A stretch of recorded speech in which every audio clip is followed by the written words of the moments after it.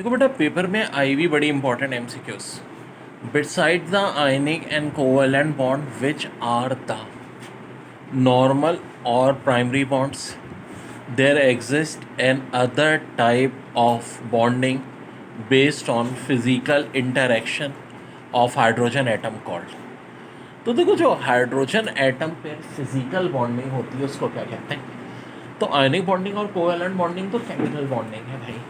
Physical bonding में सबसे important है हाइड्रोजन बॉन्ड, तो इसका करेक्ट आंसर है हाइड्रोजन बॉन्ड। दूसरी बात क्या कह रहे हैं? Hydrogen bond is also known as क्या कोवेलेंट बॉन्ड, क्या आयनिक बॉन्ड, क्या प्रोटॉनिक बॉन्ड, क्या मेटालिक ब्रिज, क्या मॉलिक्यूलर ब्रिज। तो इसका करेक्ट आंसर है प्रोटॉनिक।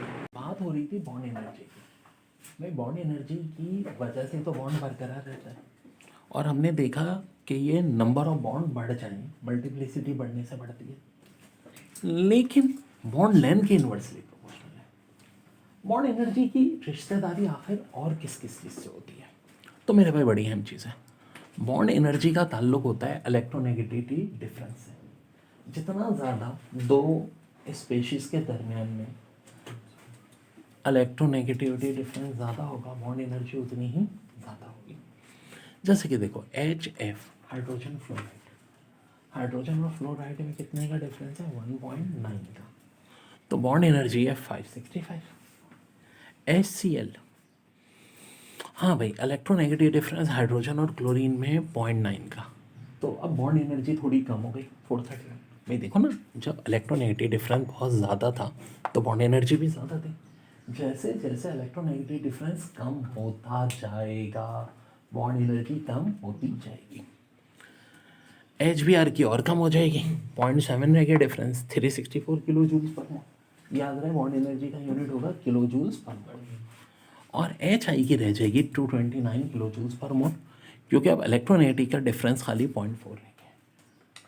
तो एक बात तो पता चल गई, ये bond energy is directly proportional to electronegativity. अब इसकी आयनिक करैक्टर से क्या रिश्तेदारी है? रिश्तेदारी ही की तो सारा खेल है यहाँ पे कॉन्सेप्ट। देखो HF की फिर बता रहा हूँ 565 थी, और आयनिक करैक्टर HF का 57% है। अब आयनिक करैक्टर HCl का खाली रह गया 19%, बॉन्ड एनर्जी कम हो गई 431। इसका मतलब क्या हुआ कि बॉन्ड एनर्जी इलेक्ट्रोनेगेटिव के तो डायरेक्टली प्रोपोर्शनल है, साथ साथ आयनिक करैक्टर के भी डायरेक्टली प्रोपोर्शनल होगी, साथ साथ आयनिक करैक्टर के भी डायरेक्टली प्रोपोर्शनल होगी। HBr है, देखो अब और कम रह गया 57, 19, 9 फिर 4, तो देखो बॉन्ड एनर्जी भी उसी हिसाब से कम होती जा रही है। वेरी वेरी बच्चों, क्लोरीन की bond length 1.99 angstrom, bond energy 242 kilo joule per mole.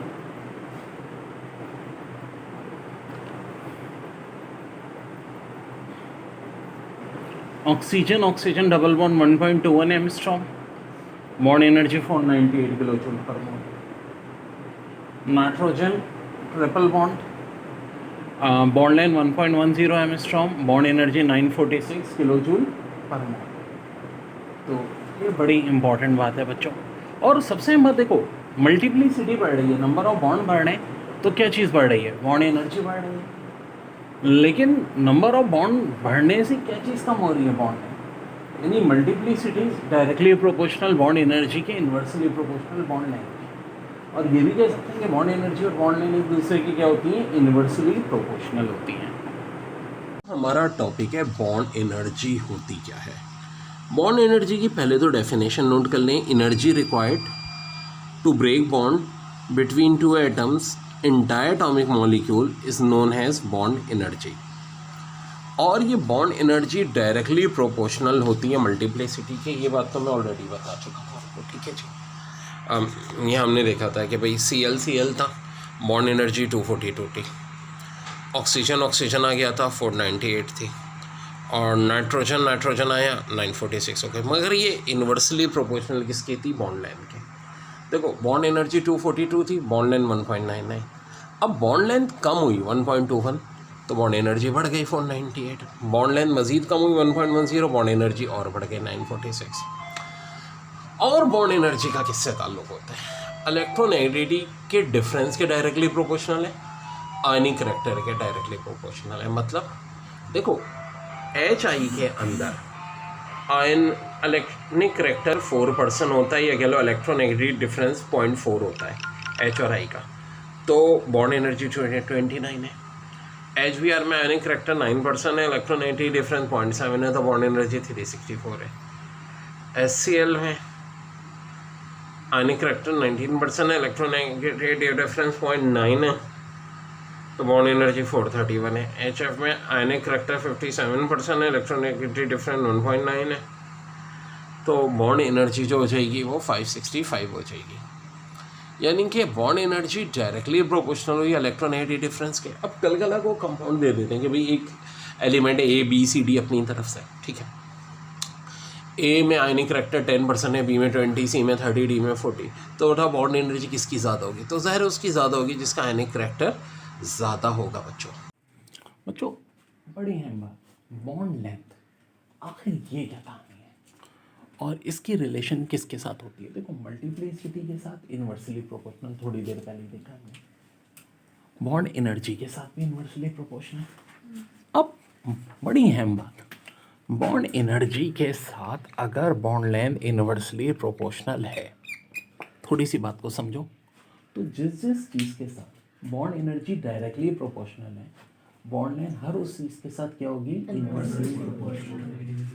तो इसका मतलब है कि बॉन्ड एनर्जी डायरेक्टली प्रोपोर्शनल थी, इलेक्ट्रोनेगेटिव डिफरेंस और आयनिक करेक्टर दिए, तो बॉन्ड लेंथ इन दोनों के इन्वर्सली प्रोपोर्शनल होगी। Very very important. अब देखो जैसा कि ऐसे स्पेरिकल शेप होती है, तो अगर इनकी बॉन्ड लेंथ 1 यूनिट के बराबर है तो SP की 1.73 टाइम्स ज़्यादा हो जाएगी, PP की 3 टाइम्स ज़्यादा हो जाएगी। वेरी वेरी इंपॉर्टेंट, बहुत ही ज़्यादा है। तो मेरे प्यारे बच्चों, हाँ, बात समझो, सिर्फ एक ये एक्चुअल एक कंपैरिजन की बात है कि अगर SS के दरमियान में बॉन्ड लेंथ 1 है तो SP के दरमियान में 1.73 हो जाएगी, PP के दरमियान में 3 हो जाएगी। यानी कि अब तक तो देखो बॉन्ड लेंथ की किस्मत में लग रहा था हर जगह इन्वर्सली प्रोपोर्शनल है, लेकिन एक चीज़ के डायरेक्टली प्रोपोर्शनल है, किसके? P की इन्वॉल्वमेंट के। देखो जहाँ P ऑर्बिटल आएगा बॉन्ड लेंथ बढ़ जाएगी। अब एक बात है, P से तो बढ़ रही है, दिख भी रहा है, तो S से क्या होगी? Inversely proportional.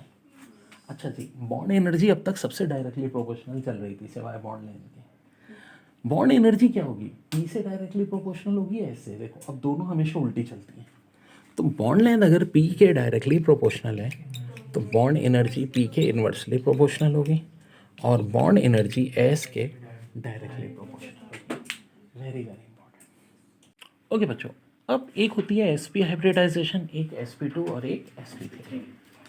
अब इनमें से ये सवाल आता है कि बॉन्ड एनर्जी के हिसाब से इनका ऑर्डर क्या होगा। तो एक बात सुनो, अभी तो मैंने कहा कि bond length is directly proportional to P and bond energy is inversely proportional to P। यानी जिसमें P की परसेंटेज ज़्यादा होगी उसकी बॉन्ड लेंथ ज़्यादा होगी, जिसमें P के बजाय S की परसेंटेज ज़्यादा होगी उसकी बॉन्ड एनर्जी ज़्यादा होगी। आज ज़रा देखते हैं, SP में S भी 50%, P भी 50%। ब्लू कलर से जो लिखा है वो P की परसेंटेज लिखी है। SP2 में S की 33.33, P की 66.66 और SP3 में S की 25, P की 75। तो साफ दिख रहा है कि P की परसेंटेज यहाँ ज़्यादा है।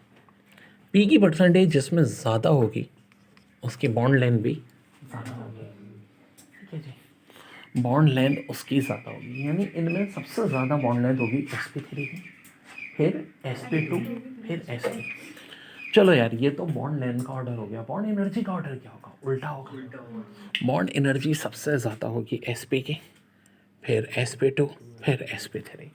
बहुत आती है ये वाली MCQs, नोट डाउन कर। एक बड़ी और है बात डायपोल मोमेंट के हवाले से कि डायपोल मोमेंट डायरेक्टली प्रोपोर्शनल होती है नंबर ऑफ लोन पेयर। जिसके लोन पेयर ज़्यादा होंगे उसकी डायपोल मोमेंट भी ज़्यादा होगी। जैसे कि HF है, हाइड्रोजन फ्लोराइड, इसमें 3 लोन पेयर होते हैं, वाटर में 2 लोन पेयर होते हैं, NH3 में 1 लोन पेयर होता है। और अगर लोन पेयर इक्वल हो फिर क्या देखा जाता है? Electronegativity difference. जिनके लोन पेयर आपस में इक्वल हो तो डायपोल मोमेंट किसकी ज़्यादा होगी? जिनका इलेक्ट्रोनेगेटिव डिफरेंस ज़्यादा होगा। क्या डायपोल मोमेंट ज़ीरो होती है? बिल्कुल जी होती है। देखें, अगर डायटोमिक में सेम हो दोनों तरफ तो इक्वल हो जाएगी, या 180 डिग्री पे एंगल बना रहा हो जैसे कि कार्बन डाइऑक्साइड है, तब भी ज़ीरो हो जाएगी, डायपोल मोमेंट ज़ीरो हो जाएगी। और एक मशहूर केस CCl4, ऐसा क्यों हो रहा है? देखो, ये एक दूसरे के इफेक्ट को कैंसिल कर रहे हैं, दोनों कोनों पे नेगेटिव हैं। यहाँ ये इसको कैंसिल कर रहा है, ये इसको कैंसिल कर रहा है, ये इसको। और किसकी डायपोल मोमेंट ज़ीरो होती है मशहूर में? बेंजीन की C6H6, इसकी डायपोल मोमेंट भी क्या होती है? ज़ीरो। हाँ, अगर डायटोमिक हो और सिमिलर ना हो, डिसिमिलर हो, तो लाजमी बात है डायपोल मोमेंट ज़ीरो नहीं होगी। ठीक है, डायपोल मोमेंट ज़ीरो नहीं होगी। अब बच्चों एक टॉपिक है डायपोल मोमेंट। देखो, जैसे कि HCl बना हुआ है, ठीक है, तो अब इसके अंदर H जो होता है वो पार्शियल पॉजिटिव होता है, Cl पार्शियल नेगेटिव होता है। तो जब ये अपोजिट पोल होंगे तो कोई ना कोई एक मोमेंट होगी, उस मोमेंट को हम कहते हैं डायपोल मोमेंट, जो कि electronic charges multiply by distance between them के बराबर होते हैं। अब इसका कॉमन यूनिट है डेबी, और जो ऐसा यूनिट है वो कूलम मीटर। अभी MCQs बहुत आती है कि एक डेबी और कूलम मीटर में क्या रिलेशन है। तो देखो, एक डेबी बराबर होता है 3.335 इंटू 10⁻³ कूलम मीटर का। वैसे एक डेबी 10⁻18 ESU कूलम मीटर के बराबर भी होता है, और एक कूलम में 2.998 इंटू 10⁹ ESU होते हैं। देखो, ये भी आ सकता है कि भाई एक डेबी में कितने ESU कूलम मीटर होते हैं, तो 10⁻8, या एक कूलम में कितने ESU होते हैं, तो 2.998 इंटू 10⁹। एग्ज़ाम में जो मखसूस कंपाउंड जिनके डायपोल मोमेंट पूछते हैं, उनमें एक HF जिसकी 1.90 डेबी, HCl जिसकी 1.03 Debbie, water 1.84 Debbie, NH3 1.46 Debbie, और CaCl3 1.0। बात कर रहे हैं डायपोल मोमेंट के factor. Dipole moment directly proportional होती है लोन पेयर ऑफ इलेक्ट्रॉन। जितने ज़्यादा लोन पेयर होंगे उतनी ज़्यादा डायपोल मोमेंट होगी। अब देखो, हाइड्रोजन फ्लोराइड ग्रुप 7 का होता है और इस पर 3 लोन पेयर होते हैं। इसकी डायपोल मोमेंट है 1.90 डेबी। वाटर H2O पानी ग्रुप 6 में आता है ऑक्सीजन, तो 2 लोन पेयर है, डायपोल मोमेंट 1.84 हो जाएगी। और NH3 यानी कि अमोनिया नाइट्रोजन ग्रुप 5 में आता है, तो 1 लोन पेयर होता है, डायपोल मोमेंट 1.46 हो जाएगी। क्या डायपोल मोमेंट किसी और चीज़ से भी डिपेंड करती है? बिल्कुल जी, इलेक्ट्रोनेगेटिव डिफरेंस पे। अब HF HCl दोनों में सेम लोन पेयर है, लेकिन HF का इलेक्ट्रोनेगेटिव डिफरेंस HCl से ज़्यादा है, तो इसकी डायपोल मोमेंट ज़्यादा होगी। डायपोल मोमेंट होती क्या है? Dipole moment is product of charge and distance between opposite charges, यानी यहाँ नहीं होगी जब सेम चार्जेस होंगे। अपोजिट चार्जेस बोले तो like H positive Cl negative, partial positive partial negative. तो जनाब, इनके दरमियान का डिस्टेंस और इन चार्जेस के प्रोडक्ट डायपोल मोमेंट कहलाएंगे। इसका कॉमन यूनिट डेबी है, और एक डेबी 10⁻18 ESU कूलम मीटर के बराबर होता है। ये भी MCQs में आ चुका है। और 1 डेबी 3.335 इंटू 10⁻30 कूलम मीटर के बराबर होता है, और ऐसा यूनिट डायपोल मोमेंट का कूलम मीटर ही होता है। देखो, डायटोमिक में अगर सिमिलर एटम होंगे तो डायपोल मोमेंट ज़ीरो होगी, क्योंकि देखो दोनों सेम है।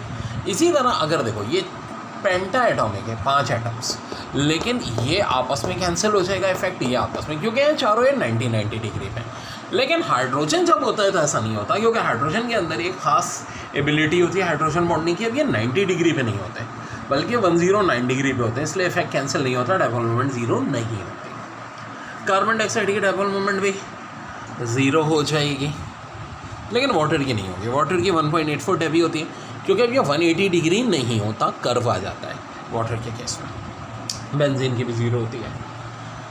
एक और बड़ी अहम बात कि dipole moment depend on polarity of individual bond in a given molecule as well as geometry of molecule. तो ये बात भी बड़ी है हमें जहन में रखना। देखिए, बड़ा अच्छा क्वेश्चन है। Magnet tends to become orientated in a magnetic field, likewise our dipole polar molecules tend to become orientated in an electric field. The extent of this tendency is referred to as, बहुत सारे option है, electrical conductance, resistance, inductance, flux, dipole moment, electronegativity. तो correct answer है dipole moment. ये mu से जाहिर करते हैं, ये होता है E × D। E से मुराद क्या होगा? चार्ज ऑफ इलेक्ट्रॉन और ई डी जो है इनका डिस्टेंस बिटवीन दैम। अब देखो ना, जैसे कि ये पार्शियल नेगेटिव है, पार्शियल पॉजिटिव है, तो इनकी वजह से मोमेंट पैदा होगी, उस मोमेंट को हम क्या कहेंगे, डायपोल मोमेंट।